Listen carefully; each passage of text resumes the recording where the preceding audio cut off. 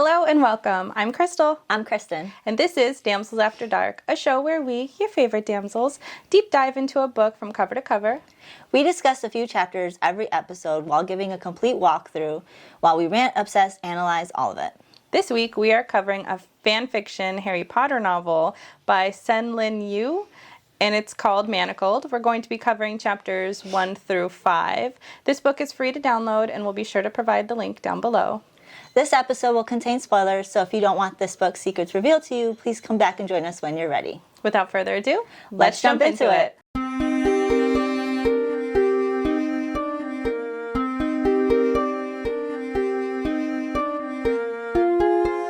So in preparation for reading Manacled, I've been spending a lot of time playing Hogwarts Legacy.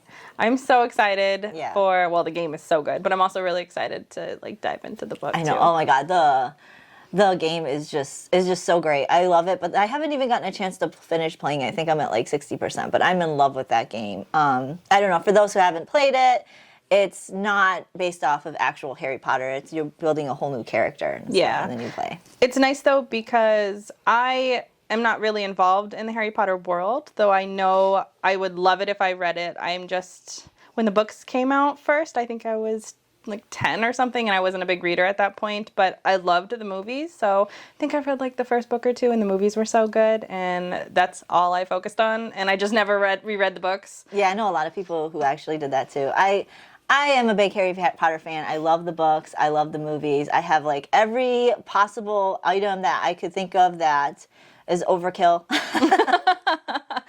So, yeah, I mean, I would love to have played a little bit more of the game itself, but I didn't. I think I just watched movies with, you know, every chance I can possibly have gotten, just playing that and then reading the book and rereading the book and then rereading the book. Yeah, you can't get enough of this book, no. Really. Such a great book. And I think it's cool that we both have two different perspectives on this because, as you said, you're a really big Harry Potter fan. I know that I would be a really big Harry Potter fan if I truly invested in it and read the books. But it's nice to have two different perspectives because there's a lot of things that I know are just going over my head in this book. But all of that to say, also, you don't really need to be in the Harry Potter fandom to appreciate and love and obsess and adore this book. Oh my God, because no. I'm not, and I obsess and adore this book. I could read this book over and over.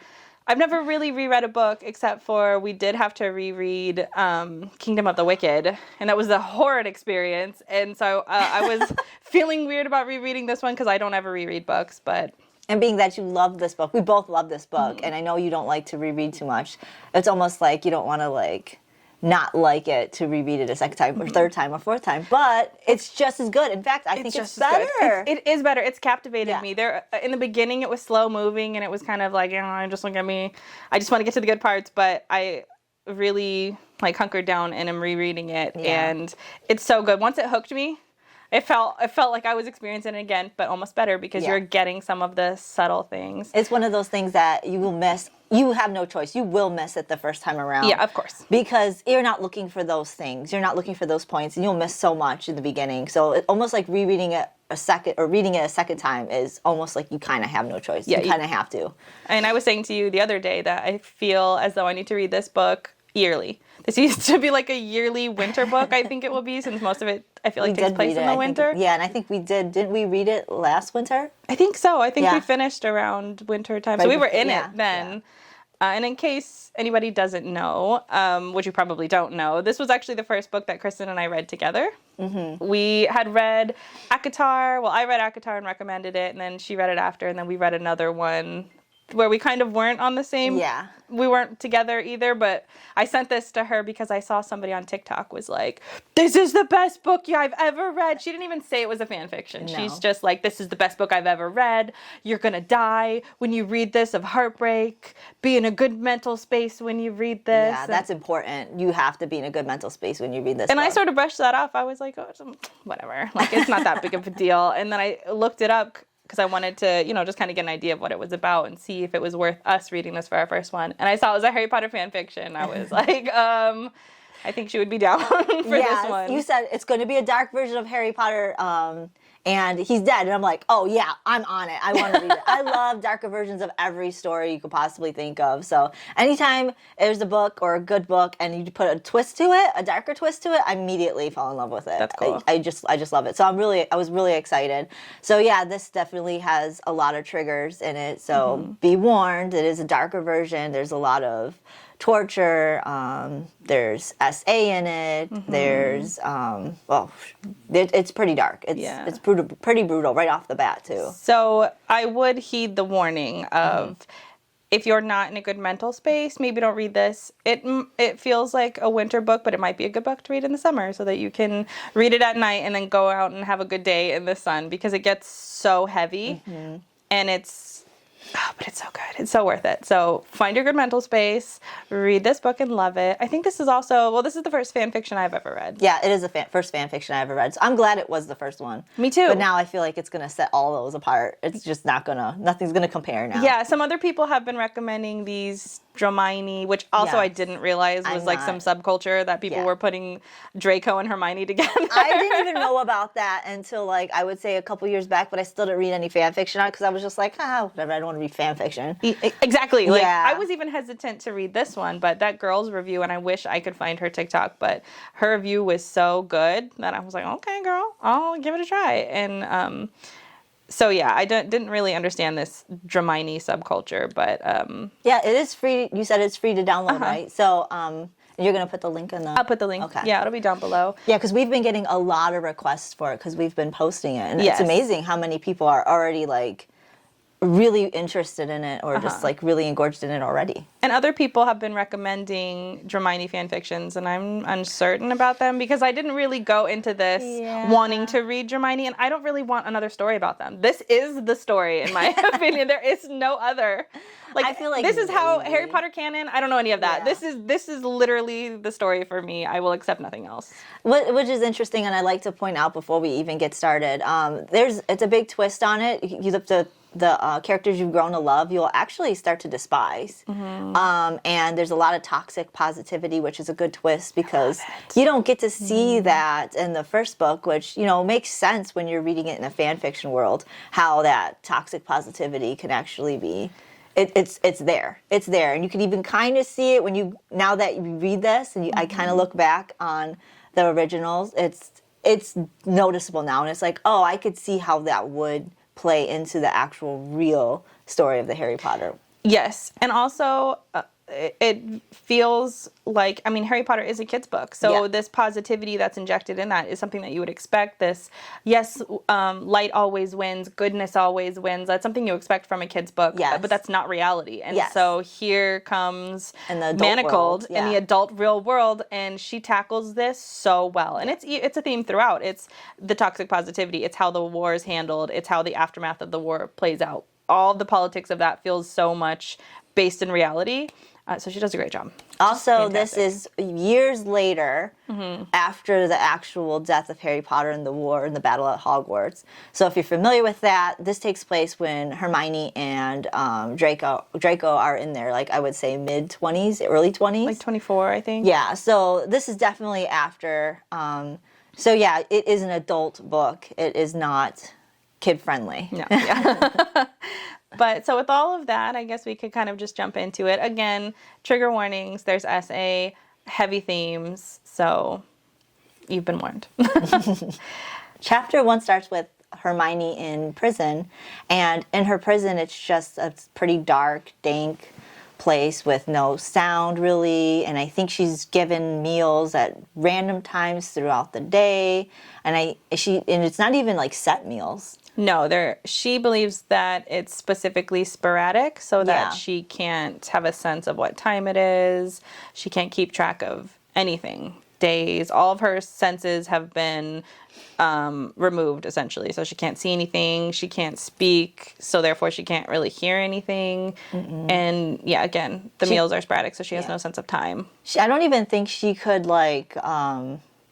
pretty much do anything. I think we've talked about before, it's so dark that she can't even see, and she could pretty much only work out or just do activities where in her mind where she could, you know, do spells or think of poems, but she's not able to do anything much. I don't think she could draw or write or see the walls. I don't even know if she could do any of that. No, she can't. She can't do, because she can't see. Yeah. There's no light in there, and of course she's been... Not even like a little faint of a light. Nope. Like she couldn't see shadow. She couldn't see nothing. She's Nope. pretty much like in a very dark room. No Yeah. windows, no nothing. Nope. And we don't know how long she's been there. She doesn't know how long she's been there, obviously, because she has no concept of time. She also is spending her days, as you mentioned, sort of trying to keep her mind busy and trying to exhaust her mind. So she's thinking about potions. She's doing arithmetic in her mind. She's trying to think of anything else. And she's exercising a lot too, Yeah. to continue to exhaust herself physically Just or to mentally. sleep. Yeah, any way she can just put herself back to sleep without thinking too much.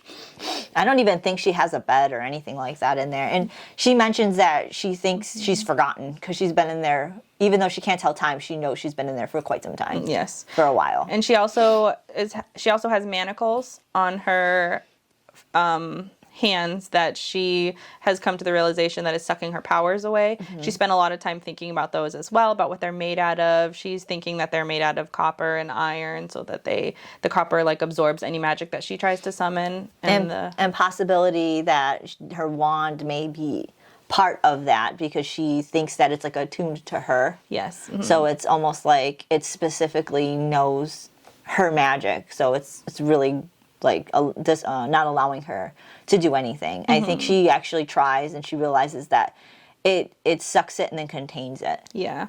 And she's also thinking and feeling very much as though she's been forgotten because nobody's come down there to torture her or interrogate her. She's literally just existing in this dark bubble. So But we're yeah. starting off strong with the torture, even though she's not being physically tortured. This is a torture. It's a mental torture. Yeah, this is horrible. That's why Yeah. I would not have lasted very long in this. At this point, we don't know how long she's been in there, but Jesus Christ. That Yeah. sounds like a true hell.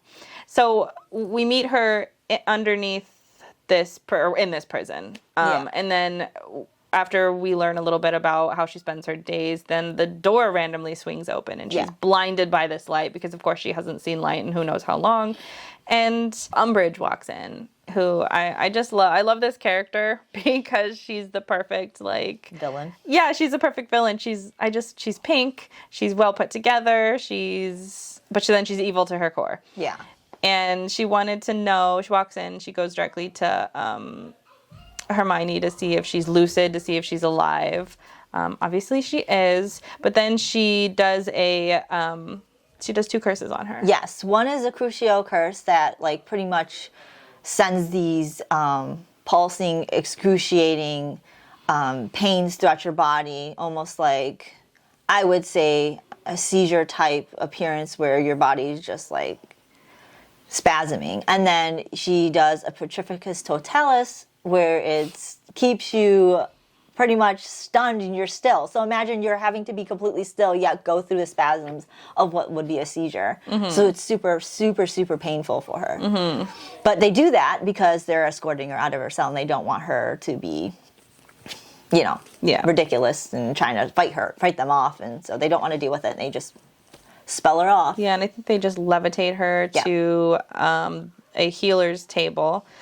And the healer does a diagnostic test on her and pulls everything up. And he can see that she has like some kind of curse that was miscast, meaning it wasn't properly done. Yeah, it was like stuck in her abdomen or something. Yeah, and it was eating her from the inside out, but it wasn't done properly, so it's just kind of living in there, slowly deteriorating her insides, which is kind of crazy how she didn't mention that pain at all in the beginning. Yeah. So, the healer fixed it and said, "You're welcome," pretty much. Yeah.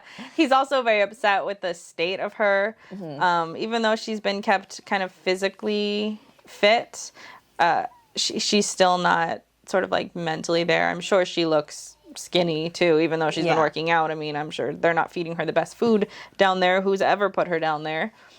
And so at this point, the healer's really aggravated and mad and mentions to Umbridge that she's pretty much disobeying the what they High Lord or whatever he's called, what they call him, but it's Voldemort. She's disobeying Voldemort's rule by tiptoeing along the line of not torturing, but torturing. And it's being that Hermione was hidden away, because that's what he mentions. He's like, obviously, you hid her away somewhere. Yeah. So he says, if you do this again, I'm going to mention it to Voldemort that you've been disobeying. And so she's panicked because she don't want to be in his bad graces. Because she knows that essentially she was in charge of Hermione's care. Yeah. And she left her in some sort of prison. I don't even know if they knew she was under Umbridge's care. But she was in charge of the prison mates. But I don't think they knew specifically that she had Hermione. I don't think they knew that at all until later. Oh, yeah. Well, until later. Yeah. Well, they didn't even know Hermione existed, really, until they found her in her prison cell. So then after that... after they do the sort of healing, they have that back and forth banter. Hermione stands up to go. I believe she's supposed to go see another healer as well. And she stands up and she passes out and notes as she's falling that like nobody tries to catch her. They just watch her fall, and she hits her head on the pavement, or the like concrete floor is what I mentioned as or marble floor, I guess. And it knocks her the hell out. And she has a concussion. And she wakes up and she's under the care of a different healer. And I believe her name is Stroud? Yes. And she's hearing muffled voices, too, as she's coming back to consciousness. And she's hearing that she's been in solitary confinement for 16 months, and there's no records on her. And Umbridge is sort of stuttering around saying, well, there's so many prisoners. I didn't mean to do this. I just accidentally lost track of a very vital one. Oops. They know that's bullshit. They know it's bullshit. Because there's issues of her in the past. Yeah, they know she has animosity against Hermione. So what a coincidence that this is the one you've locked up and lost all records of. And the healer, Stroud, says the same thing as the previous one did. That, again, if we see something like this, then we're going to report you to Voldemort again. And Stroud is also looking through her diagnostics to noting, sort of asking her questions too about what she was doing. How did you bide your time? By all means, you should be insane by now. How did you do it? And you look fit too. Yeah. And so Hermione tells her, essentially, she's been keeping her mind busy. And she also tells Stroud that she studied healing during the war, so we learn that Hermione did that during the war at this point. Which is different than the actual book, because she wasn't even a healer. She did help heal, but she was a That fighter. wasn't her main focus. Yeah. At this point, too, Healer Stroud pulls up her diagnostic, but this time of her mind, because Healer Stroud was pretty wanting to do her full anatomy, and realized that her brain lit up like a Christmas tree, and showed Hermione that there's points of her brain that are completely like calcified, and doesn't allow access. Like there's no access to those memories. And Stroud is in particular, like looking in particular, that it almost looked purposeful. Yes. And so she was telling Hermione this, and Hermione was like, what can cause this? And they're like, we don't really know. This is not common. This is not something that any person can do. And so I think at this point... and she even the healer notes how interesting it is that there are still visions of the war. Like she's still remembering the war and the trauma and the deaths of people like Ron and Harry. That is something that the healer would have expected her to hide. That would be the thing that she expected her to hide, not these random things that she's hiding. So she even says that like your magic didn't choose to protect your psyche, it chose to protect everybody else. So not things that would make you better, but you're protecting something else, which I think is super interesting. Yes, very interesting, because what's happening is that whatever she's protecting, is it more important than the death of all of her friends that she feels like she needs to hide? Wouldn't you want to not just, hide those memories to protect yourself, but you're hiding all these other memories. Who are you really protecting? What are you really protecting? Over yourself. Over yourself. Because there's some trauma already Yeah. in what you've seen. I mean, your best friends have died. Yeah. So there's got to be something past the war that she's hiding, which intrigues Healer Stroud. And I think at this point they wanted to call in, I think they do call in. Yeah, Voldemort wants to let, because, I mean, obviously it's Hermione. Yeah. So he's intrigued by that alone. But he also is, I'm guessing, being reported of an anomaly with her. Yes. And so he's interested. And I think when Voldemort comes to, there's also another healer there that does a more intense diagnostics of her mind. And so we learn more specifically that it's a fagume. Is that how it's pronounced? A magical fagume. That is what he's calling those magic calcifications. I don't remember. I kind of just went past that word because I don't know how to say it. So I'm probably saying it wrong.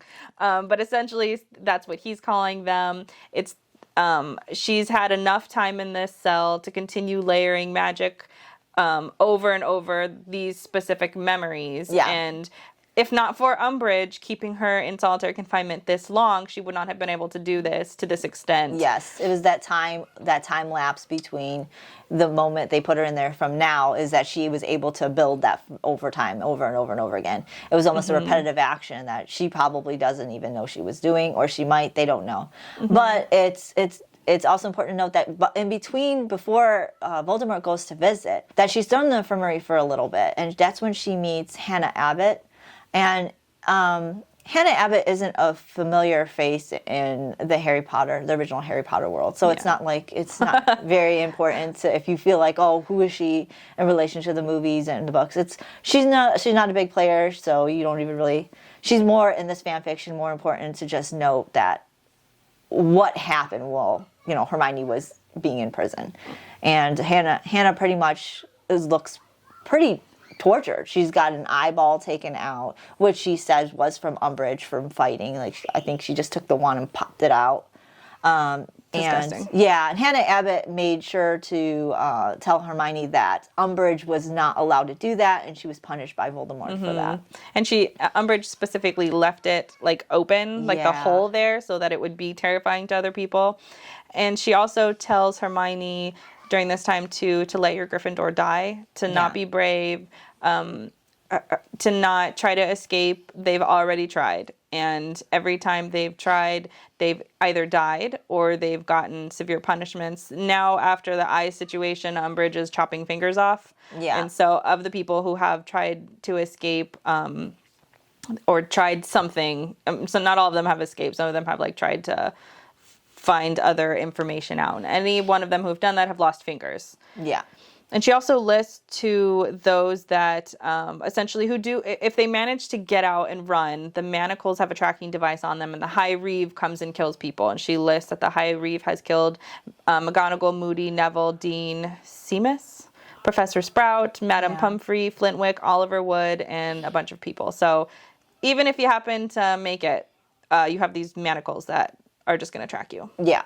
And so this is, Hermione should be terrified at this point, but all she's thinking of is, I got to get out of here. I got out of here. She's like, I hear what you're saying, but I'm still going to try and get the fuck out of here. Yeah. None of this is deterring her from what she thinks is her way out. She still thinks she can do it. She's still trying to figure out. But at this time, she's trying to gather all the information. I think she said Ginny was dead. And so she believes that Ginny is dead. She believes pretty much everybody she knows and loves is just dead at this point. Any hope of anybody she thought was still alive is pretty much, that's not happening. Killed mainly by the High Reeve. And anybody who is alive is pretty much left in prison with her and underneath Hogwarts, because that's where they're at. Yes. And then she goes with Voldemort to get, no, she doesn't go with him. Voldemort comes to see her at the other healers doing her mind, and the healer said, so Voldemort essentially is thinking, as everybody else, well, she must be hiding something because the war's over. They've already lost. Why did she spend time magically calcifying memory so that nobody could get into it? He also tries to look into her mind with Yeah, he whatever dives- it's called, Lilimency. I can't say Sorry. that. So it's pretty much she's just like mind reading. He's going into her mind and just like physically attacking each point, and he's doing it in a manner that is not even like calculated and precise. It's just all over the place, and he's doing it like a bull in a china shop. Yep. He's just banging into each one of these memories, and it's hurting her.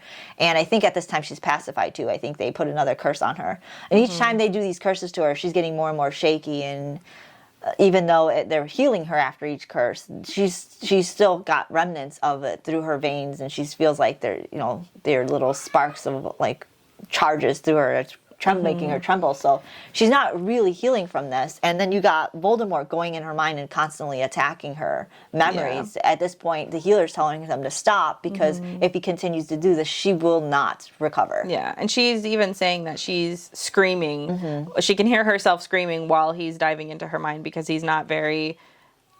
he's not taking care. Obviously, he doesn't care while he's doing it. He's just sort of, like you said, thrashing about, and he's trying to jam into the memories to like break them. Force them open. Yeah, and they're not. And so the question then is, okay, well, how do we release these memories that she has? Because clearly it's something important. The healer who's looking at her says essentially these are rare these are things that are really rare. Torture is not something that's going to work because your potential to cause her to go insane is higher before you're ever going to break into her mind. So he starts getting real upset. Then he calls Snape also. He calls Umbridge over first to pretty much punish her for the state of Hermione because he blames her for why this has happened. And so he curses her and sends her off, tells her to get the fuck out of here, pretty much. And then he calls Snape, and then Snape pretty much is like, I'll do whatever it is you need me to do, but you're sending me on this other mission. Yes. Because Snape is very skilled in mind reading.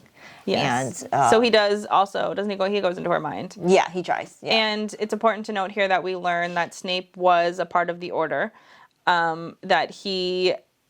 So Voldemort calls him specifically and basically says, hey, you were part of the Order. What could she have possibly know or have information of that she's hiding? And he's like, well, I don't know. Yeah, I was part of the Order, but she was a healer, so she wasn't at a lot of meetings and stuff. So whatever she did had really no importance and no significance. So I pay no mind to whatever it is that she's probably just storing whatever little bitty memory. Yeah. He's trying to play it off like she's a little ant to the whole war of of what happened. But it's important to know that Snape was on both sides. Apparently, he was pretending to be a part of the Order, but he's actually working for Voldemort. So that's interesting. And obviously, that's why Hermione is of such importance, as well as because she's the quote unquote last Order member.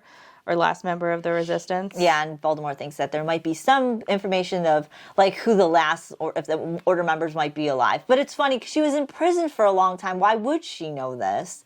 I don't know why. Because it's been 16 months. Yeah, so I don't why know would why you he would think. Maybe because he believes that she would know all the members, and maybe there's some hidden in his ranks or something. But come on, it's been so long that you would think. How would she know if they're dead or not?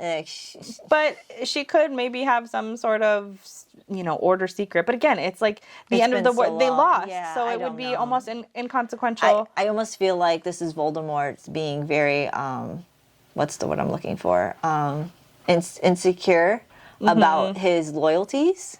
And I don't know, who's on his side, I feel like this is one of those things that happen when tyrants become in power. They start to get paranoid. And I feel like that's what's happening, because some of the things he's doing in this book just don't make sense to me. Yeah. It's like what was going to happen in a few chapters from now. Actually, I have a really big problem about his decision making, but I think it stems with Voldemort being very paranoid. Yes, that makes sense.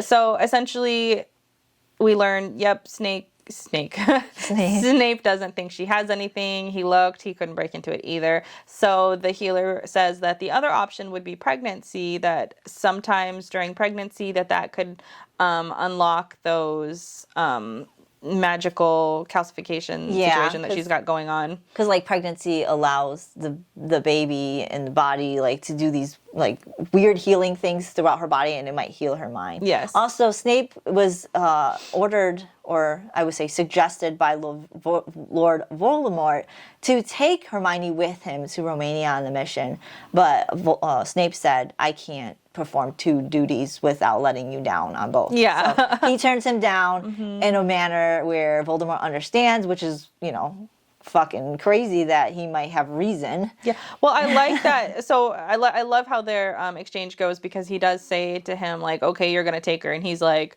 Snape says, okay.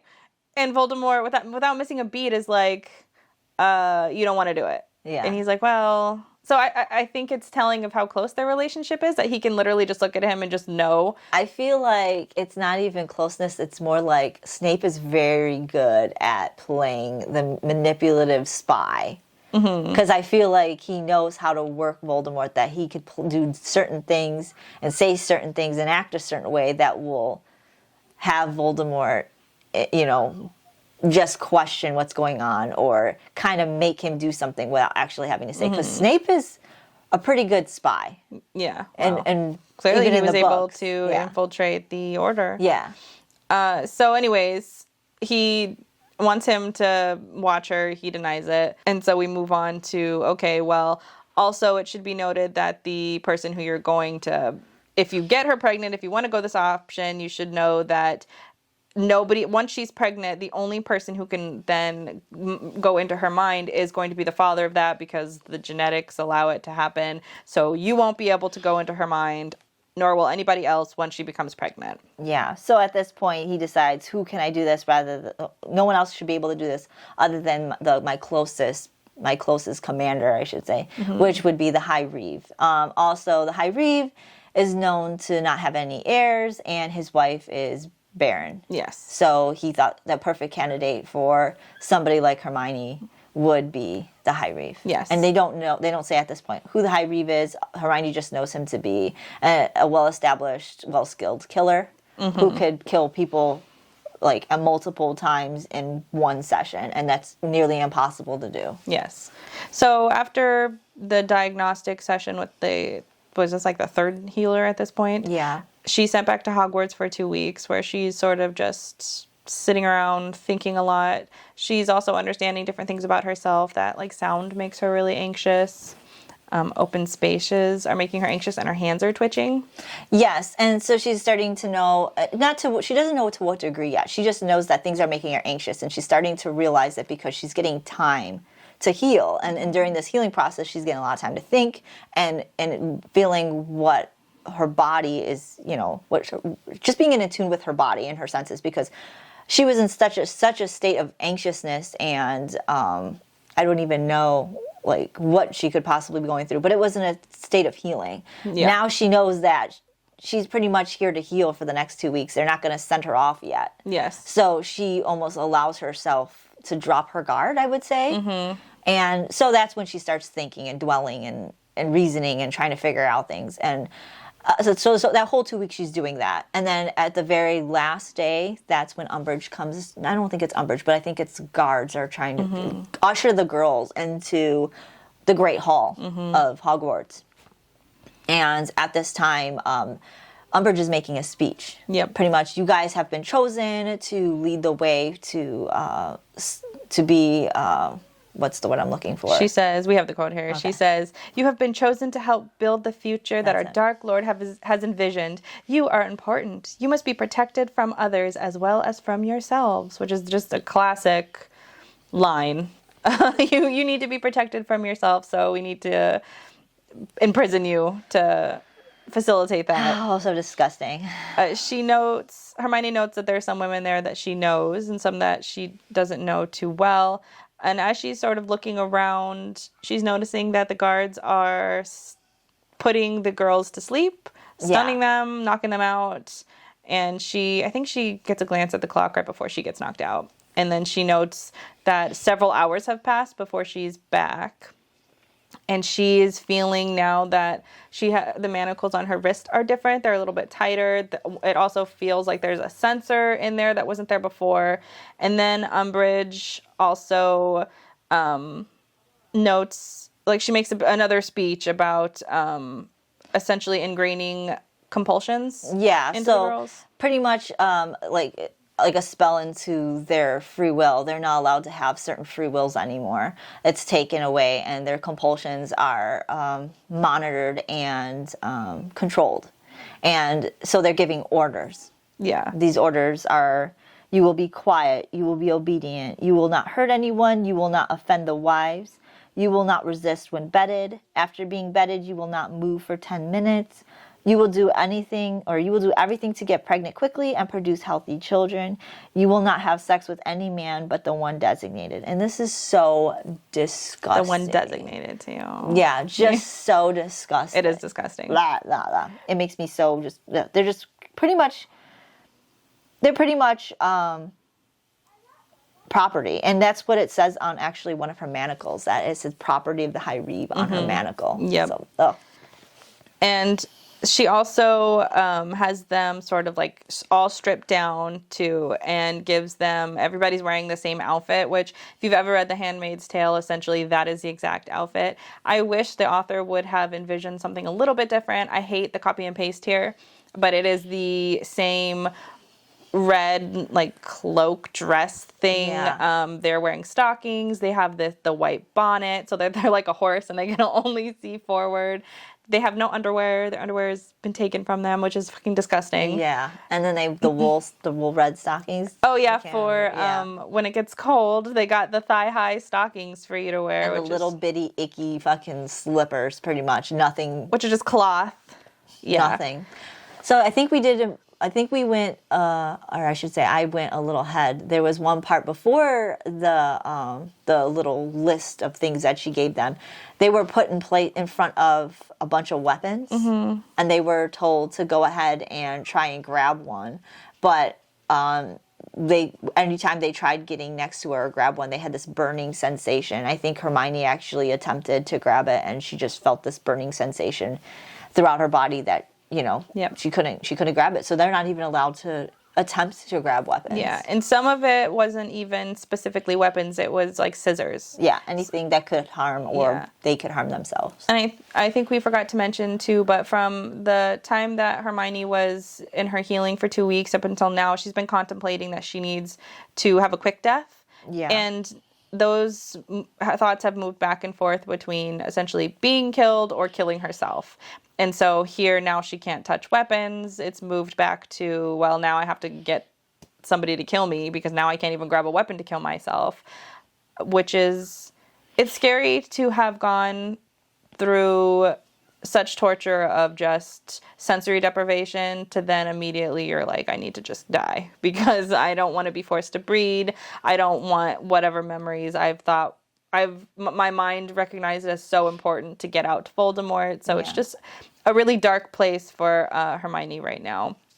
And after they get their new outfits, they're sort of being like huddled off and directed, and somebody bumps into her and she thinks it's Angela, who I don't really know. Yeah. Former classmate. It's a classmate who was on the Quidditch team with Harry Potter in the original book. So she bumps into her and she says, you were right. We should have listened to you. And Hermione can't really see her because, again, they have the like blinders on, and she gets dragged away before she can even talk to her. And then she gets taken to Healer Stroud's office. Yeah.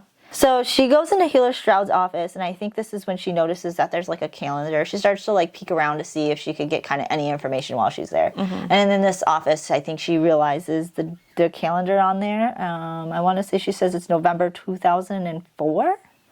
Yes. Is that the correct time? So, yeah. Mid-November. Yeah. That was when like the last marking. It was a 2004. Mm-hmm. And Stroud said something to her in here, which I have quoted because I hate it so much. She says, well, they have a back and forth conversation really quick, and Hermione's sort of like jabbing at her, like, because Healer Stroud thinks that she's doing something sort of great for the world. She's doing this sort of repopulation effort. I think they all do on Voldemort's side. I think they all think they're doing 100% they do. But she's like mission happy. Yeah, because she's looking at it from like a medical point. At least that's how she's convincing herself. She's looking at it a medical thing. Like, well, look, it's great. We're breeding you guys and integrating everybody into the magical world. And Hermione's not buying it. She sort of says, you're a piece of shit. But so after their banter, Stroud says to her, I would have helped you prepare physically, but you don't seem to want my help. The High Reeve is married. I'm sure he knows what to do and won't mind training you to suit himself. Disgusting. Yeah, it's fucking gross. And I'm sure... It's part like this where I don't even think about. Like, I know, like, you say it, you're disgusted by it. I just read it, I'm just, and I just kind of just act like it didn't exist. I do that, and so when you bring it up, I'm just like, I already forgot about it. I'm just like, I don't even want to talk about it because it's so fucking gross to me. It's gross. Like, don't worry, he'll suit you to his needs, just like all of these other gross ass men are gonna do. I was like, I don't remember that part anymore. Let's go over it. I don't want to talk about it no more. I get so thoroughly disgusted sometimes with shit like this in the book that it's just like I read it and I completely ignore it. I'm just like, nope, that didn't. It's so disgusting that I just. But yeah, so then after that, Stroud pretty much just tells her, here's a port key. And she's hesitant to touch it, but I think and obviously at the end of the day, she does. She touches it. A port key is something that transports you to a specific place that it's magic to send you to. And it can be anything. It could be anything, anywhere. And at this point, this one's magic specifically for Hermione to send her to the High Reeve. And that's where she lands. She lands right in the center of, I think, their parlor. This magnificent foyer. Yeah. It's in. And she's noting that it's a dark, beautiful, immaculate, it looks grand. Yeah. Like it's a big estate. Yeah. And then she hears the greatest words ever, which were not great to her at the time, I'm absolutely sure. No. He says, hello, Mudbud, in a cold voice. And it's Draco Malfoy. Yeah. The High Reeve. Of all people. And so I think at this point, she's just assessing him as a person because I assume to be shocked. Like, the High Reeve's Draco, that's not who she remembers Draco to be. I mean, if you watch the movies and read the books, no one's going to assume Draco is going to be this killer. He was a sniveling weasel in the book. Yeah, you're like a snarmy little asshole. He was all talk and no action. Yeah. So, like, here he is. She says he's grown taller. He towered over her. His face lost every trace of his boyishness. So, of course, his immaturity. He looks stern. He looks confident. That's not who Draco is in the books and in the movies. Yeah. She describes him saying that there was a dangerous, refined brutality in the way he held himself. His eyes were like a wolf's, cold and feral. The deadliness in him was palpable. Yeah. I love how she describes him. And at no point does she say that he's beautiful or dangerously beautiful, because I think we get that a lot in some of the books. They're like, oh, yeah, he was super scary, but he was handsome. But we don't get that in her description of him, which I really like. And then immediately their eyes meet, and he dives right into her brain. And she describes it as feeling like a blade, that it was very precise, and he didn't bother with any of the recent memories. He didn't go to any of those. He went directly to the calcified memories, tried to break into them, couldn't, and then comes out. And I believe that she's on the floor after that. And so it's also important to note that Draco is way better at doing this than Snape and Voldemort. He was very, very precise. He, almost like a knife, he was just going right through, very clean cut to the exact things he wanted to go to and exactly what he was looking for. And he was skilled. He was a skilled mind reader. The pain, she said, was more like, I would say, an ice cold sharpness versus the terror and the jaggedness of a blunt object that Voldemort and Snape were. Well, I don't think Snape was as bad, but Voldemort was. But yeah, so he's looking over her, and she's pretty much still spasming because, she still has all the tenseness of all the other spells. And she notes at this moment that she hates Draco, and she's noticing also that he's so controlled that her plan, which she had sort of thought about while she was in the process of getting prepared, she was thinking that her plan was going to be to make the High Reeve kill her, which then would get the High Reeve killed. So she had this great big plan. Come to find out, Draco is super controlled. Now she's thinking, I'm not going to be able to get him to snap enough to make him kill me. So Astoria, which is Malfoy's wife, appears randomly.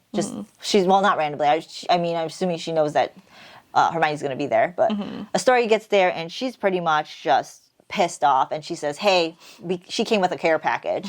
And the care package has a list of things that is like instructions on Hermione, like she's some kind of toy. But it's no cursing or torturing or physically abusing her. She's to be kept fed. We can make her work, but no more than 6 hours a day. She's to spend at least an hour outside every day. We'll get an owl every month for the 5 days you're required to perform. Oh my God. And she's so mad at the next sentence. She's like, I'm allowed to watch to make sure everything is entirely clinical between you and the mudblood. She goes, I will not. I mean, I don't know. I don't know what their tone of voice is, but I imagine it's this loud screech. I will not. Yeah, I think Hermione notes that it sounds very hysterical. Like she's holding on to her last shred of sanity reading this. And Draco goes, do what you wish, just shut up. And then he just left the room. Yeah. Like, he's done with it. So now Astoria is left to take care of Hermione, like put her in her room and tell her where she can go. But I think Astoria is just like, I don't give a shit what you do and where you go. Just stay the fuck away from me. Is pretty much what happens. And so Astoria leads her to the room. To Hermione's which room. is on an entirely separate wing. And as she's being walked through this wing through Astoria, she's noticing that this seems like an abandoned wing, so nothing's really there. From what she could see, and like the doors that are open, there's not a lot of furniture that's in here. There's no activity that's really going on the side of the wing. So of course she feels like she's just sort of been cast off to the side to be left and forgotten. And while she's in there, she's thinking about Draco and how he managed to get to where he is, because again it was totally unexpected. And also how he's managed to use the killing curse with so much, because I guess in order to use the killing curse you have to have all of that hate and desire to really do it and the power to do it continuously. So she's thinking, how does he have this much hate in him? Where is this coming from? How did he make it here? He's doing because it's not physically possible in the wizarding world, and even in this wizarding world, to actually be able to do that many killings. Because the dark magic eats at you. You start to end up becoming like a separate person of yourself. Like even Voldemort, he's changing. He becomes something different. No longer wizard or human because of the dark magic taking over. Like he splits his soul to put himself in, if you remember the books or the movies, he splits his soul to put himself in different inanimate objects. So any dark magic starts to eat at you, which is important later down the road to know. And she's thinking about all of this because now her next plan is to get to know Malfoy, to see like what is really what is causing him to work this way, so that she can exploit this sort of weakness in him. She's also contemplating a little bit about all the other Order members that she knows that are all dead. She knows that essentially that the Order had crumbled upon Harry's death. And she's also thinking that if she continues to play this sort of broken role, that they might eventually, both Astoria and Draco might eventually become careless with her, and then she could, again, use this weakness to get out, because, again, all she's thinking about is either killing herself or getting out of this situation. And while she's contemplating this, I don't know why I love this so much, but she, like, blows her breath out on the window, and she, using her fingertips, she draws the rune Thurisaz, I don't know, I'm sorry, I don't know how to pronounce this, for defense, introspection, and focus. And besides it, she draws the reversal known as Merkstav for danger, defenselessness, malice, hatred, and spite. And she notes that one of them is what she has and one of them is what she needs. I just think it's so pretty. Yeah, I mean, if you listen or read the books of her, and you know a lot about Hermione, this is typical Hermione shit. She does this all the time. It's actually kind of annoying in the books. That's why it's just like, oh, okay. I like it. I think it's so know cute. You like it, but she's like, this is what I have. It's so annoying. This is what I need. It's so annoying in the Harry Potter books. Like, she goes to these ruin classes and she's like just a nuisance about it. That's why she's like, I don't give a shit about this. That's so funny. But it is important to note that, because this is Hermione, and that is Hermione. That's typical Hermione shit. So, like, it shows that she still has a memory of who she is, because she's forgetting so much, that this is nice to know that even in her own moment of, like, solitude, she's still who she is as a person deep down to her core. And she has her moment. As cute as it can be to moment. you, as annoying as it is to me, it's like, okay, whatever, Hermione, cut it out. It just seems very like zenful, I think. Like, you're trying to retrain your mind, like, okay, this is where I'm at, this is where I need to be. I'm gonna draw these. I don't know, because I don't have the same. Yeah, I know. It's like in the book, she has pages and pages of her just like, she's going to study, she's going to do this, she's going to do. I was like, okay, Hermione. Okay, enough. She does that with this elf thing. So I don't know if you know this, but just side note, she did a whole like thing for the elves because like Dobby and them, Like elves' rights? Yes. Yeah. That was a huge thing too. As cute as it is that she tries to protect them, it was fucking annoying in the book. That's so funny. But yeah, so while she's in her room, she's exploring and doing certain things just to kind of get a feel for everything. And now that she knows this is going to be her home for a little bit, even though she has ideas of what she wants to do to get out, she's just at least trying to assess her situation. And she realizes there's a portrait in her room that is like a young witch that couldn't be any more than like 17, 18 years old. And I want to say she's just not talking. She's eyeballing her and just kind of paying attention to her while she's like looking around. And then sorry. And then after she sort of looked through all this, she attempts her first walk out of the room, and she has a panic attack. Yeah. And she can't make it out of the room. And yeah, she's just like realizing, how am I supposed to like get out of here if I can't even get out of my room? And she notes that it's like a form of self-sabotage or self-betrayal because she's hyperventilating outside of her room.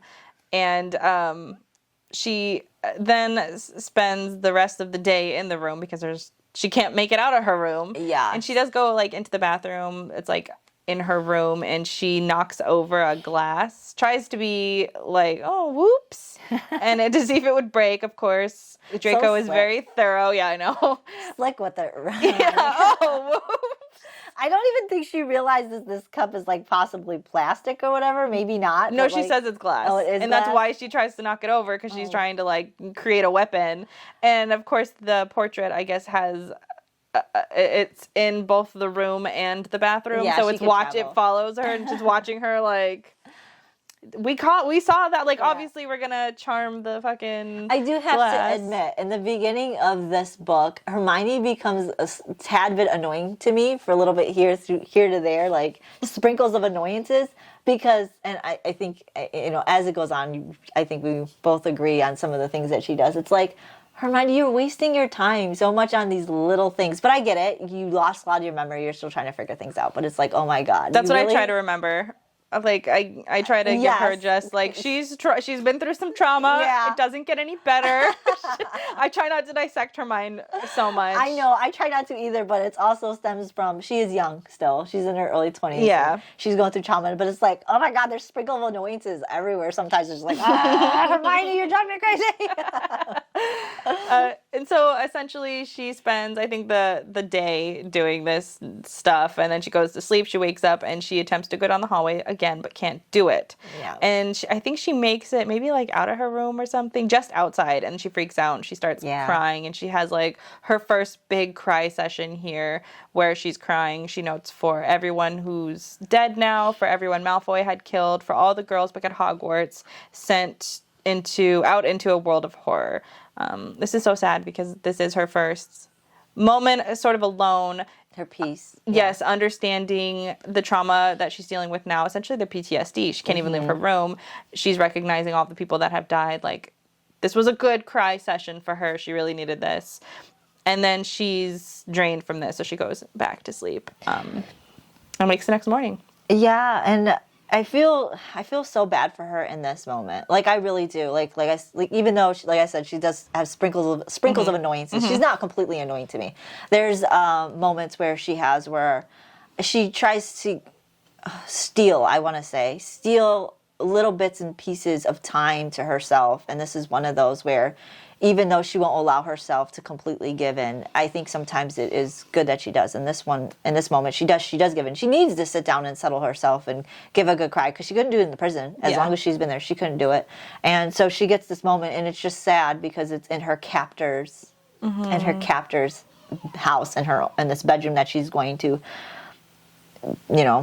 possibly, who knows what's going to happen in this house with her. So it's definitely looming over. Oh, it's looming over all of this scene right here. Not even the scene, but the whole like beginning. Once you find out where she's going and what she's going there for, it is just sort of looming. And so you do feel bad because here she is, already lived this trauma, dealing with the PTSD from the trauma now, in her captor's house, in this room. It's just like... It's a breakdown. It is, yeah. It's, and Hermione needs to... She needs her breakdowns. We're laughing for forethought. Yeah, it's coming. But yeah, so no, she needs... we need our moment right now. We need our moment. But yeah, she needs her breakdown, and if anything, this is the moment to do it for her breakdown. But in this moment too, she also starts to think almost cunningly, okay, now I need to sit here and think about Draco. I need to actually figure out what had happened since the last time I saw him from now. He's the High Reeve. How did this happen? And so the last thing she remembers is the death of his mom. And it occurred during a rescue mission, which in my opinion is... There's so many key differences in this part of this memory that she's going to engage in that differ from the book, which actually causes, in my opinion, Harry Potter's death. She talks about Draco's mom and how she died with her sister Bellatrix I think in some kind of rescue mission for Harry Potter and Ron, which in the books Hermione was a part of. Hermione was involved in that little I don't say rescue mission, but she was captive with them. But she wasn't in this little incident. She was a healer in this book, so she was off somewhere else. But Ron and Harry got saved, and Bellatrix and Narcissa were killed in that incident. So Lucius went fucking crazy. Draco's father went fucking crazy at this point. And I want to say... she says that essentially as a result of his wife's death, Lucius? Yes, Lucius. He becomes overly vicious, and he sort of toes the line about what he can get away with as a member of the... Is he a Death Eater? Yes, at this point he's a Death Eater because he still has some kind of control. Because the Malfoys were always very controlled. This made him what they say was a loose cannon. Yes, they describe after her death. They do describe him as a loose cannon, and he placed his wife's death solely on Ron and Harry, and so he was sort of determined to just annihilate them. But also he started pointing his attacks towards Ron's family, and he hits Arthur Weasley, who is Ron's dad. Yes. With a curse that like turns him mentally into a toddler. So sad. Which is so sad. So sad. Later, do we learn here why that's sad? Because he died. We already essentially know. He dies in the mind of a We already know that he was toddler. tortured right off of the beginning. Okay. So yeah, so knowing that which makes that way sadder that he died and was tortured while he's like a toddler in his mind. So horrible. Sad. Yeah. So she's thinking about that. She's also again starts to wonder about his rise, and notes that he just seemed like a regular Death Eater during the war. Though again, she's recalling that she was just a healer, so she wasn't in all of the meetings. But the ones that she was in, he was unremarkable in them. He didn't do anything that would have caused him to rise so high in station. And that she's thinking, though, maybe he played a part in the final battle? Yeah, she thinks but she doesn't, I don't think, well, since she wasn't there, she can't recall being there. She doesn't really know. But she just remembers that something was going wrong. Yes. And that's really it. Essentially, she thinks that that there was more Death Eaters there than they had planned for. Maybe they got overrun by that. And then she also, I think she does remember a little bit of the final battle because she starts talking about how Harry Voldemort did the killing curse on Harry, but it didn't kill him right away. And then somebody had to come out and check. And it was... Voldemort himself. No, Voldemort himself went to check on Harry. Oh, Voldemort did it, but it's different in the books. It's different in the books, and so we'll just talk about this, and then we'll talk about how it's different. So yeah, Voldemort went over there and checked on Harry's status himself. When he found out that Harry wasn't dead, he constantly killed him. And then took his body, put him up on the astronomy tower, and then put a curse on him to what was it, necrosis? Mm-hmm. Yeah, to make it decay at a faster rate, and just had everybody watch it, which is pretty crazy because that's not what happened in the book. Obviously, Harry lives, but that's why I say the rescue mission was important. The difference between the two is because Narcissa was alive in the Harry Potter books, and she was the one who went over to Harry to see if he was dead, but she was more concerned about Draco because in the movies Draco was at Hogwarts. So she asked Harry, is Draco alive? And Harry said yes, and Narcissa lied to Voldemort saying that Harry was dead when he wasn't, and they carried him back to Hogwarts where he was able to fight with his friends. But in this one, Harry was separated from everybody, constantly killed, and Narcissa wasn't there to prevent Harry's death, which is so crazy that that death of Draco's mom Caused a lot. Yes.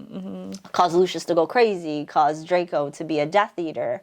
Caused Harry to caused die. Harry to die. They lose the war. It's insane. But yeah, so Hermione doesn't know exactly what went wrong on why, the whole battle where Harry was ended up being alone and separated from everybody else and all this other stuff.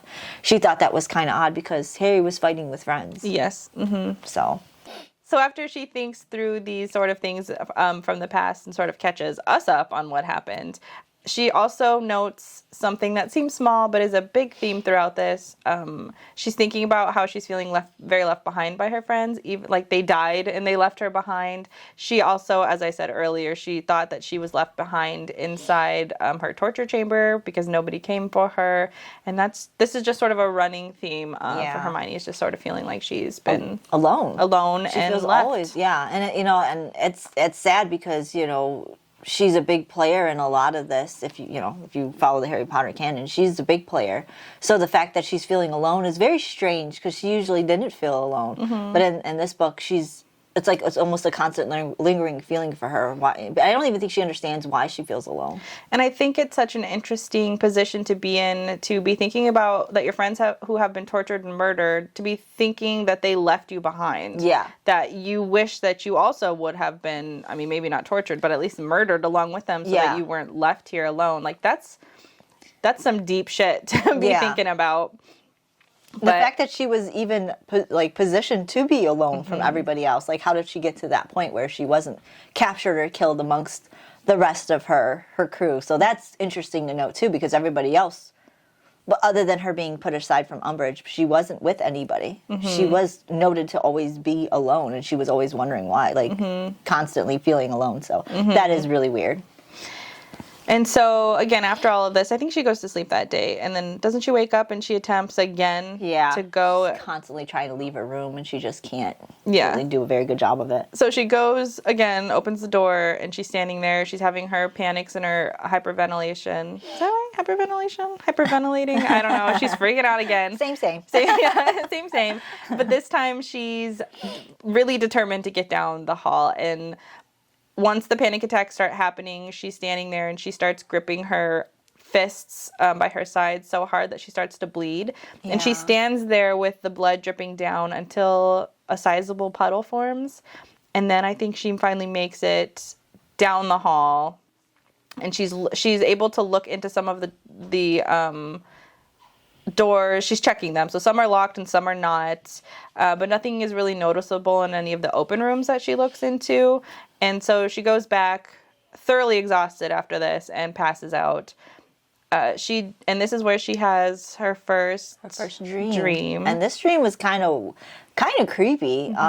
She falls into a sleep and realizes that the first face she sees in her dreams is Ginny, and it's like towards the end of the war, and she's got this really horrible or horrific scar across her face, and Hermione's trying to think on this, like, in her dream, she's like, I don't recall Ginny looking like this, and Ginny's like hysterically crying, not able to get any kind of word out, and Hermione keeps asking, what's wrong, but Ginny's not saying anything. She's opening her mouth to answer, but all she's getting is screaming, crying, and being hysterical, and then the dream kind of fades out, and Hermione's just trying to think, I don't remember this. I don't remember Ginny even acting like this. This is abnormal for her. She's not normally like this. I can't even remember a time she cried. Mm-hmm. Yep. And I don't even know where she got that scar. What happened? Like, so she's, but it's almost like a memory unlocks. It's not even a dream. She realizes it's more of a memory unlocking. But then when she wakes up, she notes that she doesn't remember the dream. She doesn't remember. So she tells us as it's happening, but then isn't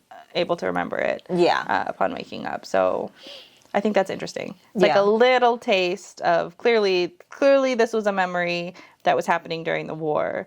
But she couldn't quite hold on to it enough, and it slipped back into obscurity.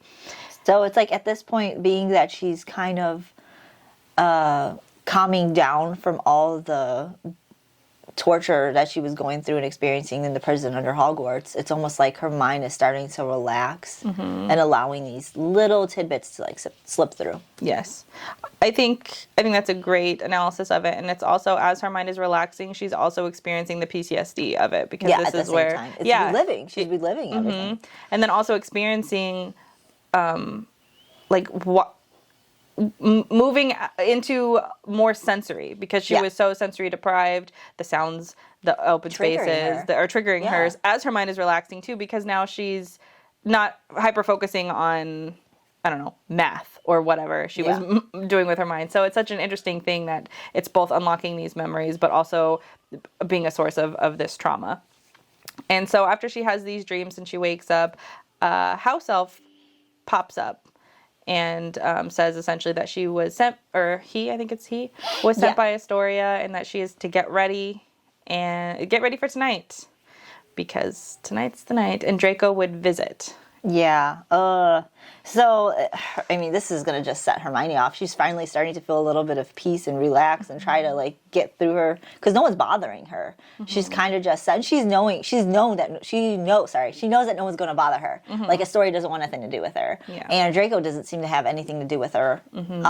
So, knowing that this is the time, it's starting to, like, put her on edge, and it's starting to, like, she's starting to have kind of a panic. And I don't know, did we say when Astoria was going over the rules that how many days he was supposed to? Yeah, okay, 5 so he's days. supposed to do 5 days. Yeah, so she knows this is the 5 days. Yeah, this start is of the 5 days. Day 1. Yeah. So Hermione then goes and gets cleaned. She gets dressed, and I think she gets dressed in the dress, right? Is that the only? Yeah, that's the only clothing she has, huh? Yep. That's obnoxious. It's Could disgusting. you imagine just wearing that every day? It's You don't have horrible. off days. I No. don't have sweatpants to lounge around in this fucking room. Not even in your own secluded room. Like, in the room you're in, you don't even get to wear anything different. You have to wear only those. You 'Cause have to be accessible. So disgusting. Gross. Like I said, I try not to. Not to I don't think about remember that. it. I don't remember it. She can, though, have undergarments only for when she is bleeding or pregnant. That is the only time. But How nice she's, of them. Yeah, she's neither. So she is accessible at this moment, and she stands in the middle of the room. Astoria then shows up and escorts her to Draco's room. And as she's walking down the halls, the portraits are saying whore. And I think Hermione internalizes this. Well, it seems like it's to her. She internalizes that I think is to her. And then we quickly scurry on past that, and we go down to Draco's room. Yeah. And when she gets to Draco's room, she's starting to realize, she gets in there, he's not there, and she's starting to notice that his room is very, like, uninviting. Like, there's nothing there besides the bare necessities. Yes. A bed, a desk, yeah. a wardrobe. And and I think it's so funny. I don't know why I think it's funny, but she notes that she expected it to be very opulent, tassels or pillows with too many tassels on it. Draped in Slytherin colors. Yeah, silver and I almost said silver and gold. Silver and green. And it's none of that. It looks very much like he doesn't live in this room or doesn't hang out in this room or whatever. No. And I think Astoria told her too that Draco would be there promptly at 8. Yeah. And then boom, 8 o'clock happens. Yes. And Draco comes in, and when he sees her, he stops abruptly, seeming slightly pale. And he says, "Mudblood, today is the day I see." Yeah. And we're going to leave you there. Yeah, we have to, because that is the end of chapter 5. Yeah. So, be prepared for next episode. Yeah, clearly next episode is extra essay warnings because that's the day. And again, it's for 5 days. So you're forewarned for next episode. But that's it for this one. Yeah. These first 5 chapters, though, were wild. Yeah. I enjoyed them. They just got right into it, and they led a path for what's to come, and no holding back, really. Yeah, I like immediately with the dark. Yes, immediately, like not even a moment of happiness. Like we arrive literally in darkness, and then we are just dragged through emotional darkness, and we haven't even all the trauma. We haven't even hit it yet. No. But so if you are ready to continue to dive into the darkness with us, we would love for you to join us next episode. We'll be covering chapters 6 through 10. So essentially, we're doing 5 chapters every episode. That's what we're going for. So yeah, if you don't want to miss us, like and subscribe. We're on YouTube, Spotify, and Amazon Music. Yep. We will be posting a video every Wednesday at 5 p.m. Pacific Standard Time. Thank you for joining us. Bye.